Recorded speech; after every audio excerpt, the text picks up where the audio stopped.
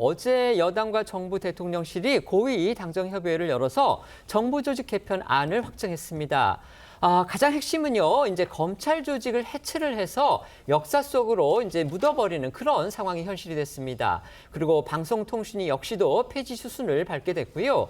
기재부, 금융위, 환경부 이런 부처들의 기능도 재조정이 되는데 그런데 여당 이 잠재되어 있는 논란들을 해결하지 않은 채 너무 속도전에 치중한 거 아니냐 지금 이런 비판이 나오고 있고요. 오늘은 특히 환경부 조직 개편과 관련해서 여권 안에서조차 출속 우려가 터져 나왔습니다. 당정이 확정한 정부 조직 개편안에서 가장 논란이 큰 부분은 아무래도 이 검찰의 수사와 또 기소권 분리를 골자로 한 이 검찰청 해체안인데요. 행안부 밑에 중대범죄수사청, 또 이 법무부 산하에 공소청을 신설해 각각 수사와 기소권을 맡기겠다는 겁니다. 여당은 당장 오늘 25일 국회 본회의에서 정부 조직 개편 법안을 처리하겠다며 이 속도전에 나섰는데요. 유예 기간은 1년으로 정했기 때문에 내년 제 이맘때쯤이면 대한민국 정부 수립과 함께 출범했던 이 검찰 조직이 78년 만에 역사 속으로 완전히 사라지게 됐습니다. 워낙 중차대한 사안이라서 이재명 대통령이 나름 속도 조절론을 꺼내기도 했습니다. 하지만 추석 전에 검찰청 폐지를 처리하겠다. 이런 여당 내부의 강경파 주장대로 됐다. 이렇게 볼 수가 있겠습니다.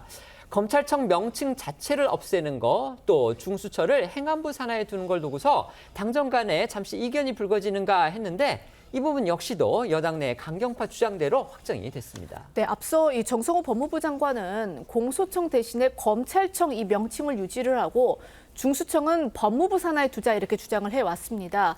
후폭풍을 고려해서 속도 조절을 주문을 했던 이 대통령의 뜻이 반영됐다라는 이제 해석이 나왔는데요.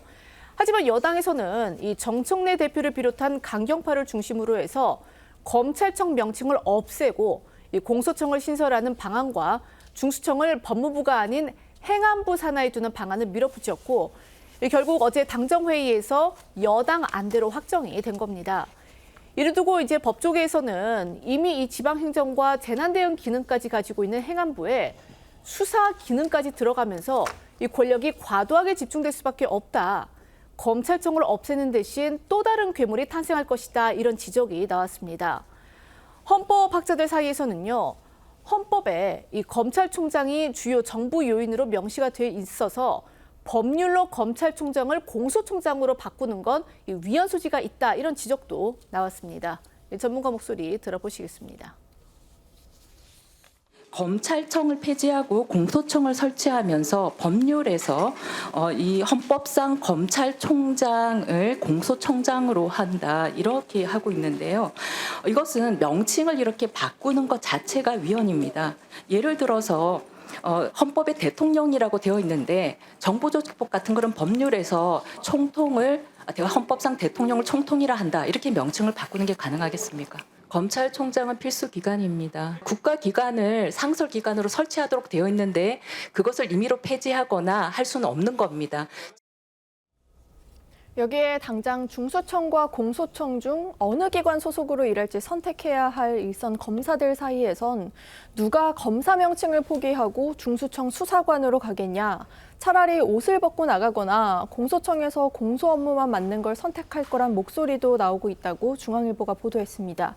당정 간 이견이 컸던 중대한 사안 중 하나죠. 보안 수사권 유지 여부 등은 일단 정부 조직 개편안을 통과시킨 뒤 계속 논의하기로 하면서 일단 시행하고 문제가 생기면 보완한다는 이른바 선처리 후보안 기조로 또 다른 문제가 야기될 거란 우려도 나오고 있습니다. 지금 환경부 같은 경우는요, 이 산업부의 에너지 기능을 통합해서 기후 에너지 환경부로 바뀝니다. 그러니까 결국 이제 원전과 관련해서 제2의 지금 탈원전 사태가 벌어지는 거 아니냐, 이런 지적들이 업계나 학계에서 나오고 있는데 이를 두고서는요, 지금 민주당 내부에서도 반대의 목소리가 나왔습니다. 그 녹취 한번 들어보도록 하겠습니다.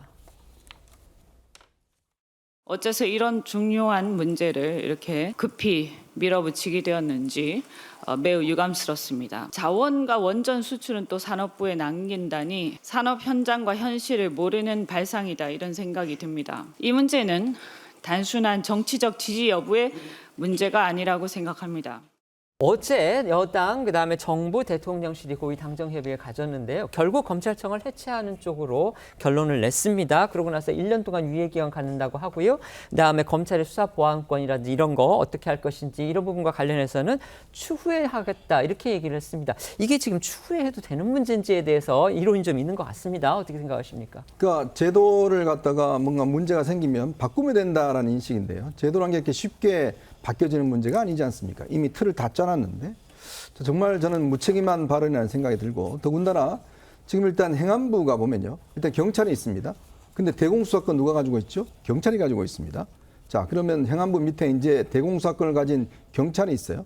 그 국가수사본부라는 게 있습니다. 즉 수사를 모두 총괄하는 국가수사본부가 있습니다. 거기에다 중대범죄수사처가 있습니다. 9개 범죄를 수사하는 수사처가 있는데 자 그러면 행안부가 재난도 관리하고 수사도 하고 대공수사도 하고 도대체 이 행안부라는 게 정부 전체입니까? 어떻게 이런 그리고 더군다나 중대범죄수사처가 생기면 여기 누가 가죠? 지금 사실은 이 검사들이 옷을 벗고 가라는 거 아니겠습니까? 수사관으로. 근데 그럴 검사 아마 별로 없을 겁니다. 그렇다면 결국 이것 또한 경찰이 해야 되는 문제인데 똑같은 경찰이 중대범죄수사청과 국수본과 다 나눠져 있다 그러면 이걸 관리를 어떻게 할지 그리고 세계적으로 검사에게 수사권을 안 주는 나라는 없습니다. 자 이런 문제와 함께 지금 이 환경부에 대한 이 권한 문제도 있는데요. 사실 원전 같은 경우에 어떤 이 산업자원통상자원부는 뭔가 개발하는 업체입니다. 에너지를 개발하고 에너지 수출하고 이러한 업체인데 근데 이러한 기능들을 전부 다 지금 환경부 즉 환경부는 규제 담당하는 부서예요. 어떻게 하면 환경을 보호할 수 있을지 규제를 담당하는 부서인데 규제를 담당하는 부서에 개발하는 업무까지 전부 다 맡긴다면 엄청난 혼란이 생길 겁니다. 네.